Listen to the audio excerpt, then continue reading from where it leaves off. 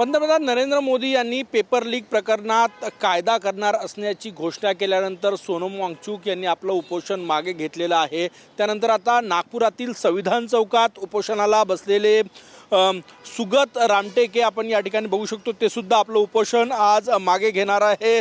राजकुमार उर्फ सुगत रामटेके दिल्लीच्या जंतर मंतरवर 20 तारखेपर्यंत त्यांचा उपोषण सुरू होतो, परंतु त्या ठिकाणी जो लाठीचार्ज झाला त्यानंतर ते नागपुरात परतले आणि नागपुरातील संविधान चौकामध्ये त्यांचं हे आमरण उपोषण सुरू होतं। या संविधान चौकामध्ये गेले 4 दिवस मोठ्या प्रमाणात आंदोलनं झालीत। आजही आंदोलनाची शक्यता आहे। त्या पार्श्वभूमीवर पोलीस बंदोबस्त या ठिकाणी तैनात करण्यात आलेला आहे। आपण हे दृश्य या ठिकाणी बघू शकतो की आजही पोलीस या ठिकाणी तैनात आहे। परंतु सगळ्यात महत्त्वाचं म्हणजे सुगत रामटेके आज आपलं उपोषण जे आहे ते मागे घेणार आहे। सकाळीच ते सोनम वांगचुक यांच्या डॉक्टरांशी बोलले असं त्यांनी सांगितलेलं आहे। सर काय सांगणार? सर नमस्कार। डॉक्टर सोनम वांगचुक सरांचे पर्सनल जे डॉक्टर्स आहेत मुंबईचे दिघे सर, त्यांच्याशी माझा आताच संवाद झाल्यानंतर त्यांनी सांगितलं की रात्री वांगचुक सरांनी जे उपोषण मागे घेतलं। उपोषण आपण जे आंदोलन आहे ते आंदोलन सतत चालत राहील जेव्हापर्यंत धर्मेंद्र प्रधान राजीनामा देणार नाही।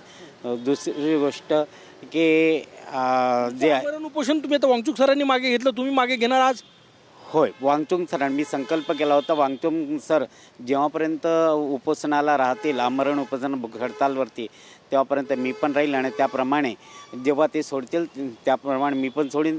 त्यांच्याच म्हणजे संदेशाची वाट पाहत होतो, पण डॉक्टरांचं दिघे सरांचं म्हणजे मेसेज आला आणि मी आज सोडणार आहोत। जेव्हा डॉक्टरांचं परीक्षण होईल त्यानंतर उपोषण मागे घेणार आहे। उपोषण मागे घेणार आहोत। आंदोलन सोडणार नाही। आंदोलन जेव्हापर्यंत धर्मेंद्र प्रधान राजीनामा देणार नाही तेव्हापर्यंत आम्ही आंदोलनाला म्हणजे स्थगिती नाही। आम्हाला जे आहे महत्त्वाचं यांचं सोनम वांगचुक सरांचं जीवन हे अत्यंत महत्त्वाचं होतं आणि त्यामुळे आम्हाला त्यांच्याबद्दल जी आस्था आहे, त्यांनी जो म्हणजे देशासाठी काम केलं ते अत्यंत महत्त्वाचं आहे।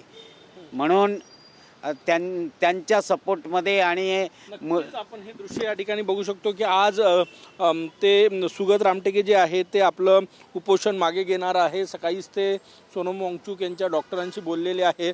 नागपुरातील संविधान चौकामध्ये त्यांचं हे उपोषण सुरू होतं। सुरुवातीला त्यांनी दिल्लीला उपोषण केलं, त्यानंतर लाठीचार्ज नंतर ते नागपुरात येऊन संविधान चौकात या ठिकाणी उपोषणाला बसले, परंतु आज त्यांचं हे आमरण उपोषण ते मागे घेणार आहेत।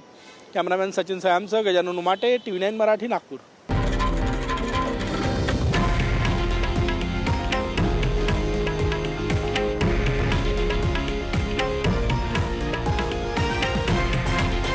हे आहे देशातील नंबर 1 न्यूज नेटवर्क आणि आपण पाहत आहात TV9 मराठी, एकमेव।